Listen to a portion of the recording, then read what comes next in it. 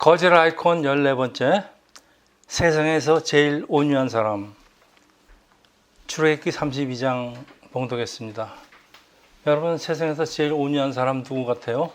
자, 지금 우리는 코로나 팬데믹 시대에 살고 있는데, 그동안 우리가 당연히 하던 것들, 못하는 것들 참 많죠. 변종 바이러스는 계속해서 나오고, 우리 동굴에 갇힌 것 같아요. 그리고 끝도 보이지가 않아요. 자, 스트레스가 심합니다. 짜증이 나죠. 그래서 어떤 보도에 하면 우리 전체 인류의 3분의 2가 그 마음속에 분노가 쌓이고 있다 그래요. 그래서 분노는 여러 가지 형태로 표출이 됩니다.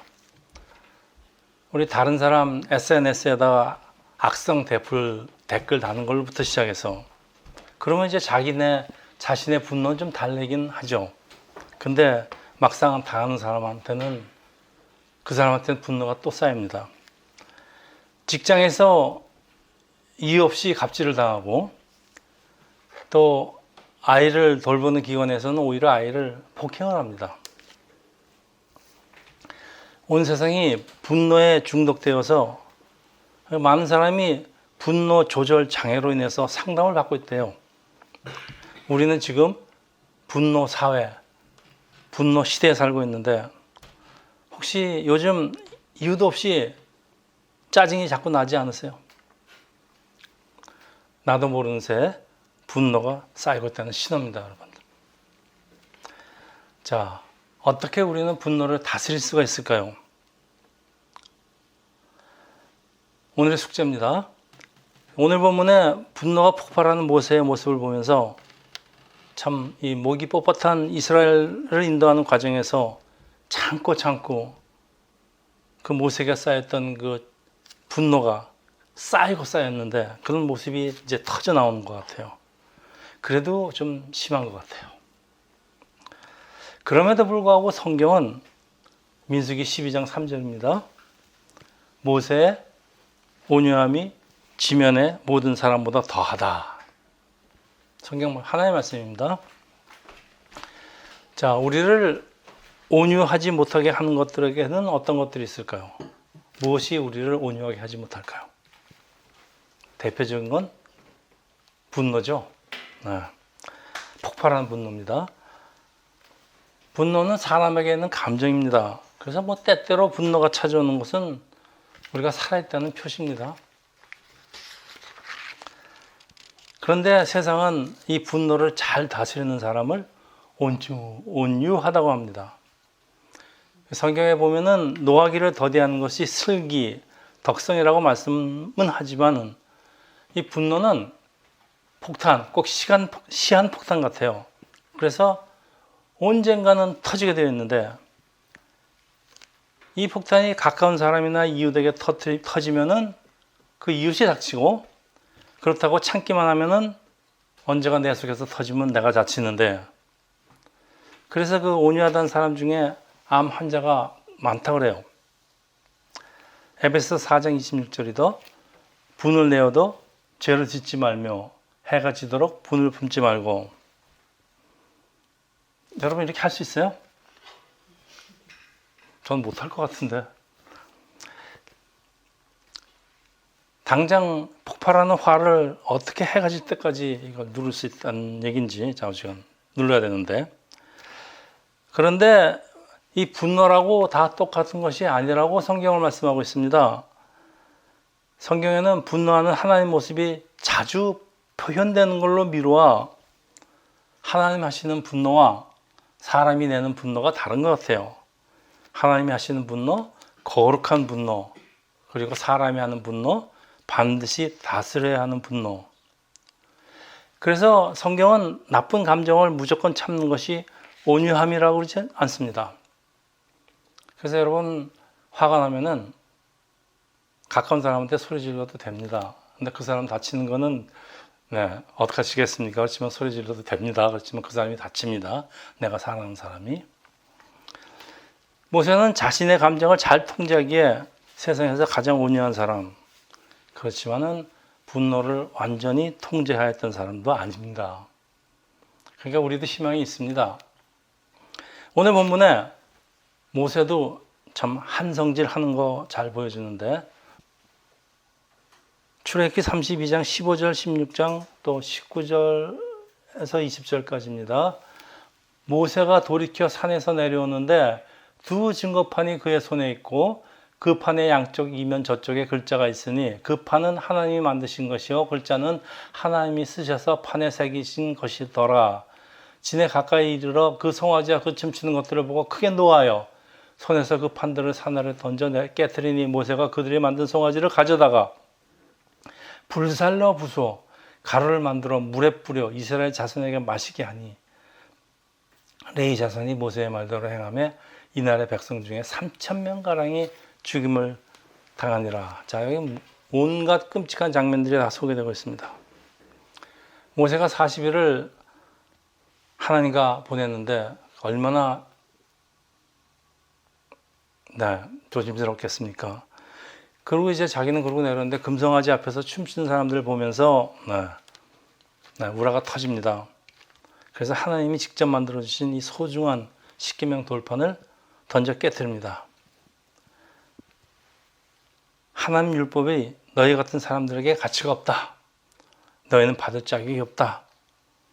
하나님과의 시내산 언약이 깨어졌음을 의미한다. 그래서 모세의 분노는 하나님으로부터는 거룩한 분노라는 것이 학자들의 의견입니다. 돌판에 적힌 율법은 계약서죠. 하나님과 이스라엘 백성 사이의 계약서입니다. 그래서 깨진 계약서가 무슨 소용이 있겠습니까? 소용없는 계약서는 찢어버린 건 당연한데, 그래서 돌판은 찢어져야 합니다. 깨어져야 합니다. 그래서 모세는 이스라엘에게 이제 하나님과 너의 계약은 무효가 됐다는 걸 확인시켜서 그 표시로 돌판을 깨뜨렸다. 그리고 이럴 때 화를 내지 않고 가만히 있으면은 사람들은 다음에도 또 그래도 될 것 생각하고 더욱더 방자해질 것을 우려한 해석이라는 게 그 다음 출애굽기 32장 25절에 나와 있습니다. 모세가 본즉 백성이 방자하니 이는 아론이 그들을 방자하게 하여 원수에게 조롱거리가 되게 하였습니다. 모세가 철저하게 이스라엘의 잘못을 징벌해야 하는 것은 하나님의 공의를 세우기 위함이라 레위 지파로 하여금 방자한 이스라엘 3,000명을 칼로 죽입니다. 자, 여기까지는 하나님의 분노고 하나님의 율법이고 그러니까 이해를 가죠. 그러나 모세가 금가루를 그냥 물에 타서 사람에게 마시게 하는 건 어떨까요? 이것도 하나님의 분노일까요? 이거 모세에게 있는 그 성질에, 그 모세의 성질에 기나는 그 아주 어떤 파괴적인 분노 아닐까요? 저는 그런 생각이 듭니다. 그냥 사실 모세가 그동안 얼마나 스트레스가 쌓였겠습니까? 모세가 자신에게 쌓인 스트레스나 그 분노가 터지는 장면 같아요. 이건 역시 지상에서 가장 온유한 사람의 모습은 아닙니다. 그런데 성경은 모세는 지상에서 가장 온유한 사람이라고 합니다. 그래서 하나님이 십계명 돌판을 모세한테 다시 주실 적에 이번에는 모세에게 돌판을 직접 다듬게 합니다. 그리고 하나님은 그냥 써만 주시는데 이런 과정을 통해서 모세에게 분노를 통제하는 법을 이제 가르치는 장면입니다. 자, 모세는 그렇고 성경이 온유하다고 하시는 분 또 다른 분이 있는데 그분이 누굽니까? 성경은 딱 두 사람만 온유하다고 그랬습니다. 네? 정원우? 네, 예수님입니다. 마태복음 11장 29절입니다. 나는 마음이 온유하고 겸손하다. 내 멍에를 메고 내게 배워라. 이건 예수님 자신이 자신을 온유하다고 그랬습니다. 그런데 예수님한테 온유한 모습만 있는 게 아니에요. 때로는 난폭한 말씀과 행동이 나타나는데 마태복음 12장 34절입니다. 이 독사의 자식들아, 너희는 악하니 어떻게 선한 말을 할 수 있느냐? 이는 마음에 가득한 것을 입으로 말함이라. 여러분, 독사의 자식이라는 것은 당시 유대 사회에서 사용되던 욕 중에서 아주 제일 나쁜 욕이라고 합니다.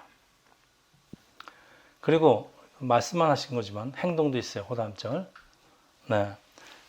6월절에 성전에서 아주 난폭한 행동을 보이시는데 이게 네 가지 복음서에 다 기록되어 있습니다. 아주 중요한 사건이에요.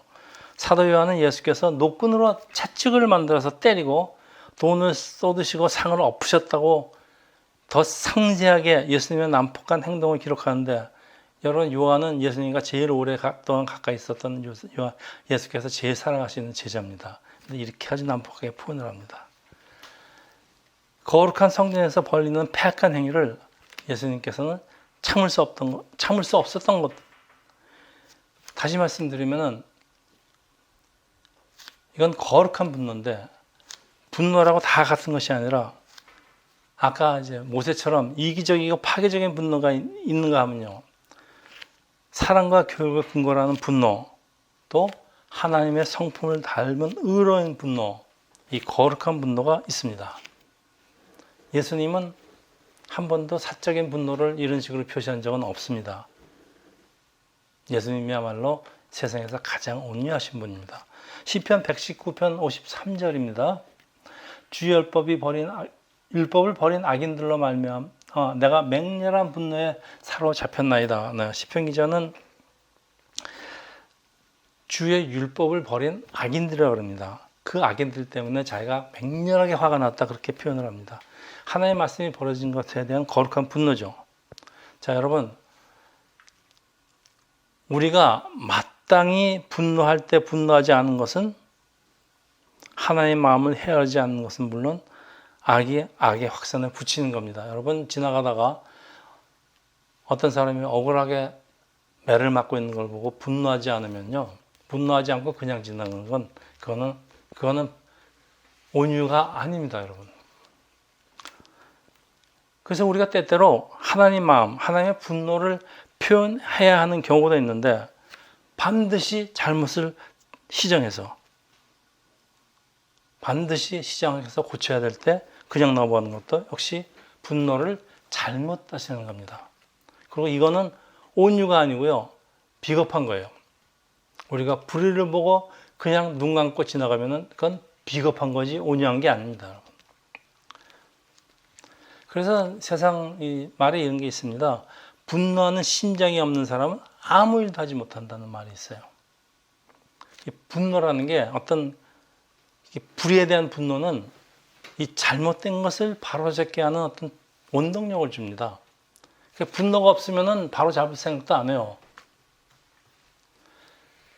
종교개혁 당시 이 가톨릭 교회의 잘못을 바로잡으려는, 그래서 이제 95개 조항을 그 문에다 못을 박는데, 이건 제 생각 같아서는 루터의 분노에서 시작한 거라고 생각합니다. 루터가 분노했습니다. 불의를 보고.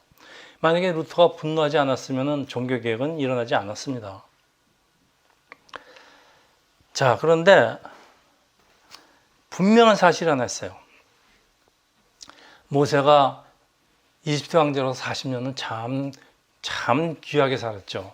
그렇지만 나머지 80년은 참 힘들게 살았습니다. 얼마나 스트레스가 쌓였겠습니까?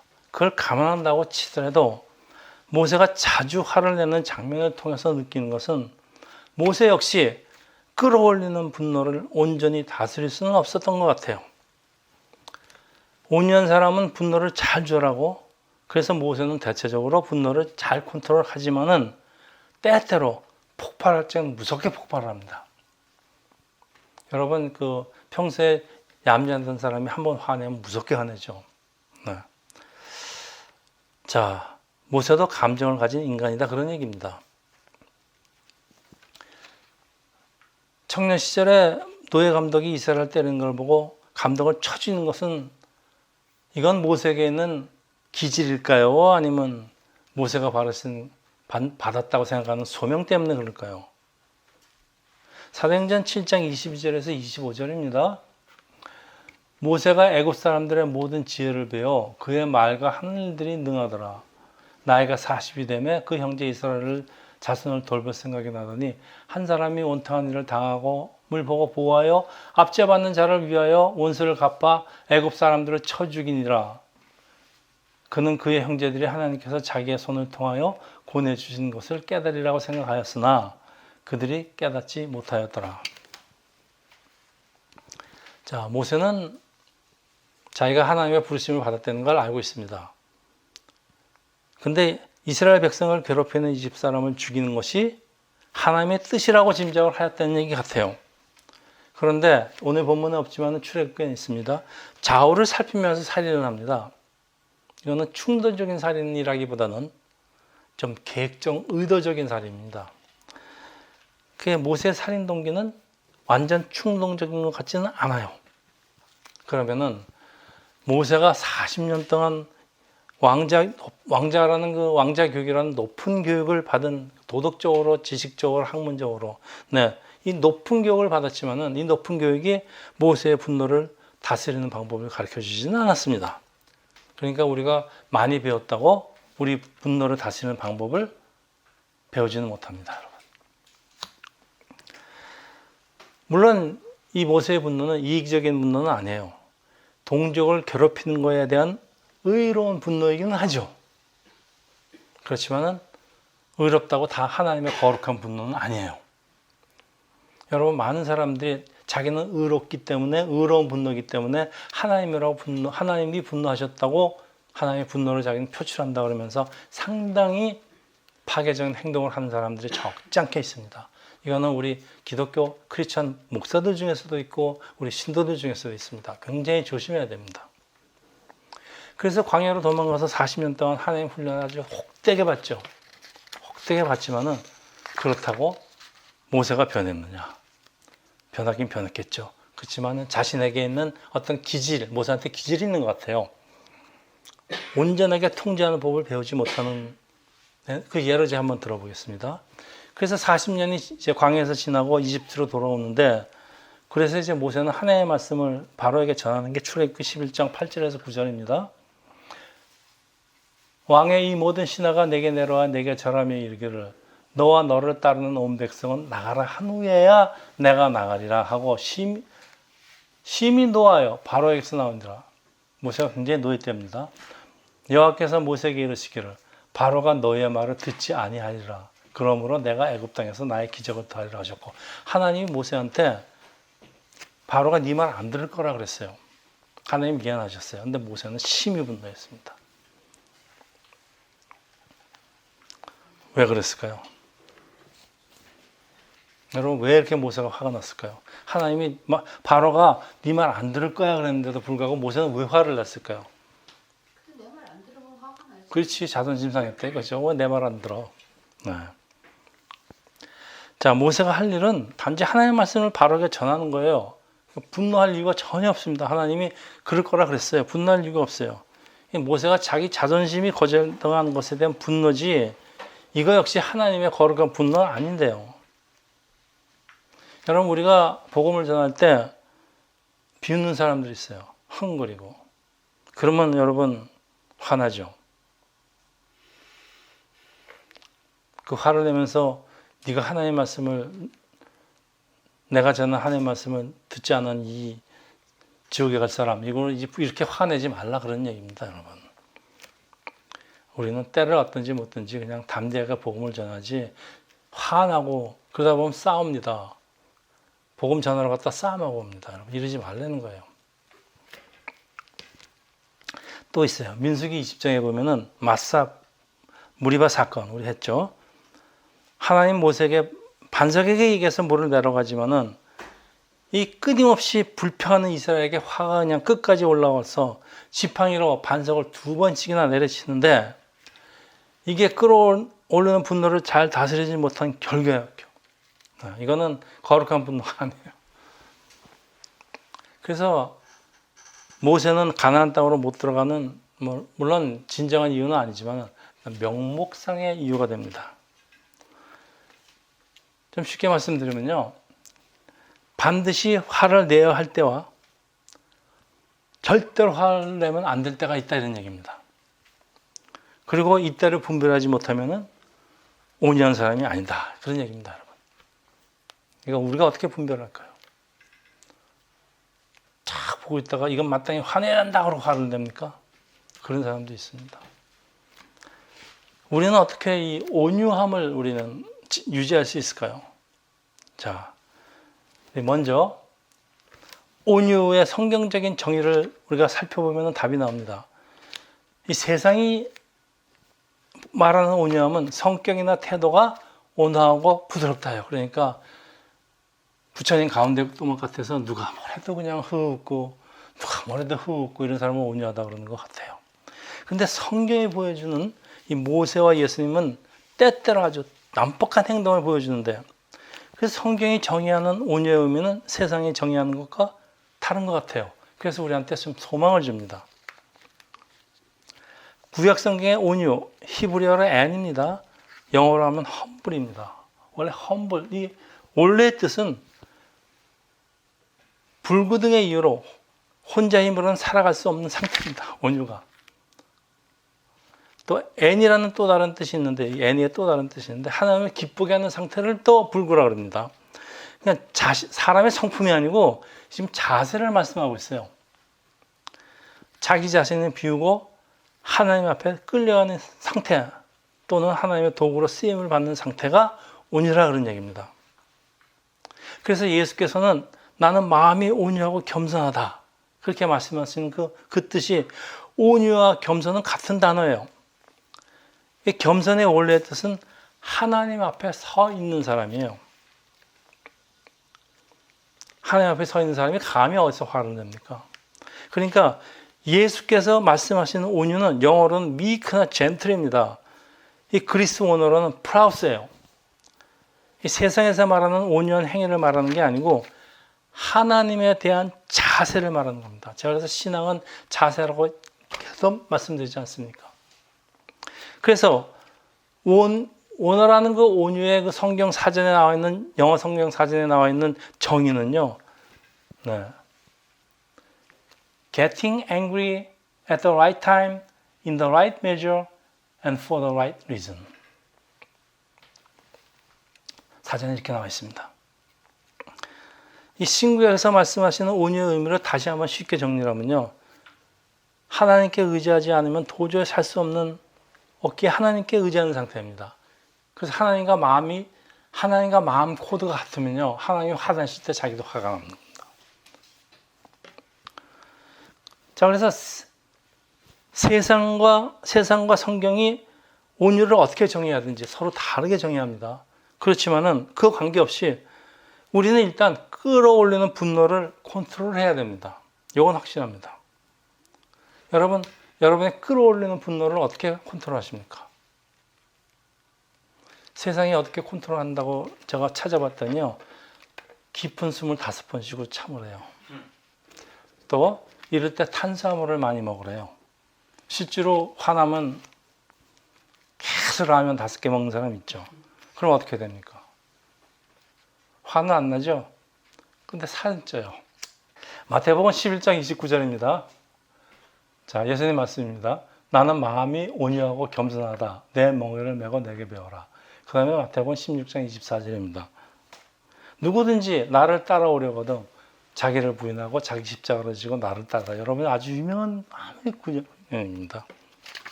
자, 우리는 어떻게 예수의 마음을 닮을 수 있을까요? 사도 바울이 권유가 이래요. 빌립보서 2장 5절에서 8절입니다. 너희는, 이게 프랙티컬한 사도 바울의 어드바이스입니다. 너희 안에 이 마음을 품어라. 곧 그리스도 예수의 마음이니 그는 근본 하나님의 본체시나 하나님과 동등됨을 취할 것으로 여기지 아니하시고 오히려 자기를 비우고 종의 형태를 가지사 사람들과 같이 되셨고 사람의 모양으로 나타나서 자기를 낮추시고 죽기까지 복종하셨으니 곧 십자가에 죽으심이라. 여러분 여기서 한 단어를 딱 떠오르지 않습니까? 뭐라 그럽니까? 겸손이죠, 뭐. 그렇죠? 겸손. 나를 부인하고 나를 비우고 예수님의 멍에를 지고, 예수님의 멍에라는 건 나한테 맡겨진 십자가라는 뜻입니다. 예수를 따르는 것이라고 하십니다. 그리고 이러다 보면은 이런 과정에서 필연적으로 나타나는 것들이 있는데 온유. 그렇지만 이 온유에 의로운 분노가 나타납니다. 하나님의 마음도. 예수님 마음을 따르다 보니까 불의를 보고 못 참겠어요. 하나님 성전에서 딴짓하는 걸 보니까 도저히 참을 수가 없어요. 이걸 거룩한 분노라고 정의합니다. 분노는 그리스어로 티모스입니다. 영어로 wrath, anger, rage, fury. 대부분의 티모스는 사람의 분노를 의미하지만요. 올게는 다른 단어입니다. 하나님의 분노를 말씀합니다. 이 성경은 하나님의 분노와 사람의 분노를 구별해서 단어를 사용하고 있습니다. 그래서 예수님이 온유하다고 하는 건 이건 성품 같죠? 온유는 성품이 아니랍니다. 하나님 뜻에 온전히 따르는 자세를 말씀합니다. 그래서 하나님과 똑같은 뜻을 가진 예수님의 분노는 하나님의 분노입니다. 그래서 예수께서 터뜨리는 분노는 이건 거룩한 분노입니다. 어떻게 예수님이 채찍으로 사람을 때리실까 이러지만 이건 하나님의 거룩한 분노라고 합니다. 이런 원어를 제대로 해석하지 못하고 성경을 자기 마음대로 해석을 하면요 전혀 다른 해석이 나옵니다. 자, 예수님의 뜻을 온전히 따르는 과정에서 세상이 정의하는 아주 온화한 모습이 나오기도 해요. 실제로 그런 모습이 있으니까. 그렇지만은 하나님의 공의를 지켜야겠다는 그 강한 모습도 동시에 나타납니다. 그거는 어떤 폭력적인 방법으로 나타나기도 해요. 거칠은 언어로 나타나기도 합니다. 그런데 세상 사람들은 이런 사실을 이해하지 못합니다. 단어의 뜻도 모르니까. 그래서 뭐라 그럽니까? 아니 예수 믿는 사람이 그렇게 화를 내? 왜 이렇게 난폭해? 그리고 비난을 합니다. 그래도 화를 내야 할 때 내지 못하는 것은 온유가 아니라 비겁입니다.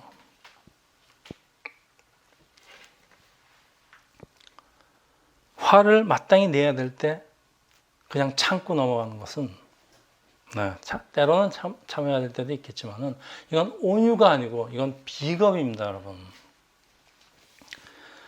자, 이제 말씀을 좀 정리하겠습니다. 이 깨어진 십계명 돌판. 근데 하나님은 모세에게 돌판을 다듬어 오게 하시고 율법을 다시 써주십니다. 그게 이스라엘 용서하시는 건데 그렇지만은 이스라엘은 계속해서 율법을 지키지 못하고 마치 언약식의 제물처럼 돌판처럼 깨어져 죽을 수밖에 없어요. 여러분, 하나님이 직접 만들어주신 그 깨어진 돌판은 말씀으로 오신 하나님 예수를 상징합니다.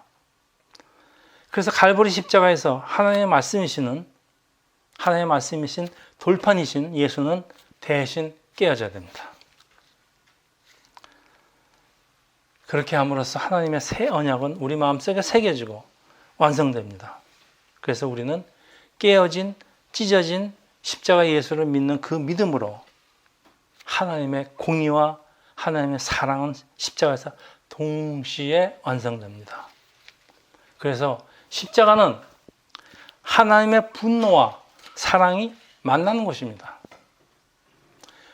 하나님의 그 무한하신 사랑과 하나님의 그 칼날 같은 공의가 어떻게 동시에 만족시키느냐, 이게 바로 십자가입니다, 여러분. 다시 말해서 하나님의 거룩한 분노,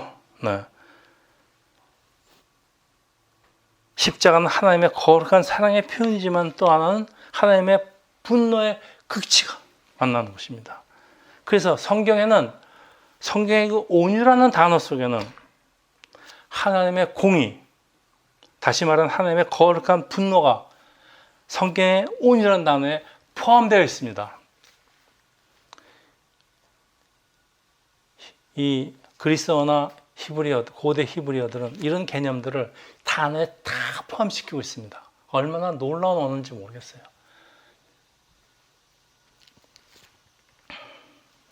자, 그리고 독생자 예수의 그 처절한 절규 속에 엘리 라마 사막더니 하나님의 거룩한 분노, 하나님의 공의가 이루어집니다. 여러분, 우리는 왜 짜증이 날까요? 우리 마음에 왜 이렇게 짜증이 날까요? 답답해서 그냥 나가서 음식도 좀 맘 놓고 먹고 싶고 술도 먹고 그러고 싶은데 못해서 그래서 짜증이 납니까? 여러분, 우리의 영이 고단해서 그래요. 이유를 막론하고. 영이 고단하면 영이 기쁘질 않습니다. 영이 쉬지를 못해요. 영이 쉬지 못하니까 짜증이 납니다.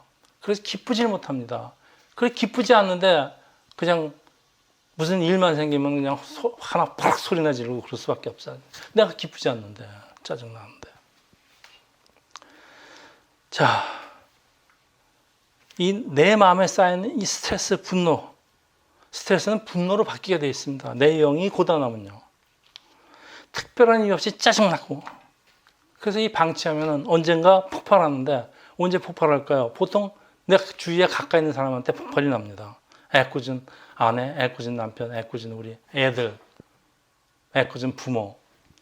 제일 가까이 있지 않습니까? 참. 그래서 방치하면 언젠가 폭발하기 때문에 주위에 있는 나를 사랑하는 사람들, 그리고 내가 사랑하는 사람들을 그냥 이유도 없이 괴롭힙니다. 뭐 그 사람 특별한 잘못도 아니에요. 짜증이 나니까 어떻게 됩니까? 그러면 그냥 참기만 하면 될까요? 어쩌면 좋을까요? 참는다고 참아집니까? 여러분, 답은 하나밖에 없어요. 네. 답이 이겁니다. 십자가입니다. 십자가에서 나의 분노를, 나의 짜증을 터뜨리는 겁니다. 십자가 그늘 밑에서입니다. 십자가는요, 폭발하는 분노를, 활활 타오르는 분노를 해소하는 아주 신비한 능력이 있습니다. 저기 불타고 있습니다. 불꽃 위에 십자가가 서 있습니다. 네. 참 십자가의 능력은 보통 능력이 아닙니다. 내 마음에 쌓이는 그 모든 나쁜 감정들, 짜증 이런 것들, 네, 해소시켜줍니다. 십자가는 내 영을 쉬게 하기 때문에 그렇습니다. 십자가 그늘에서 내 영이 쉬기 때문에 짜증들이 자동적으로 해소됩니다. 이게 하나님의 신비고 십자가의 신비고 예수 그리스도가 십자가에서 죽으신 이유이기도 합니다. 자, 십자가는 이 모든 나쁜 것들을 단숨에 해소시킵니다. 내 마음에 쌓이는 이 나쁜 감정들을 십자가를 준비하신, 나를 만드신 하나님께 맡기는 것이 이 타오르는 분노에 불을 끌 수 있는 단 하나밖에 없는 근본적인 방법입니다, 여러분. 네. 십자가를 여러분 마음속에 간직하고 십자가에서 항상 십자가 그늘에 사시면서 여러분의 끓어오르는 짜증과 분노를 해결하시기를 주님의 이름으로 축원합니다. 기도하겠습니다. 할렐루야. 하나님 아버지, 오늘 세상에서 가장 온유한 사람 모세도 분노를 온전히 다스리지 못하고 분노를 폭발시키는 것을 보았습니다. 어쩌으면 저희들에게 주님의 마음을 주시고 저희들에게 주님의 마음을 담게 하셔서 그 마음으로 우리의 끓어오르는 분노와 짜증을 십자가에 온전히 맡기고 십자가의 그늘에 엎드려 하나님께 모든 문제를 해결받는 저희들이 될 수 있도록 축복하여 주시옵소서. 이 모든 말씀 우리 주 예수 그리스도를 받들어 기도합니다. 아멘.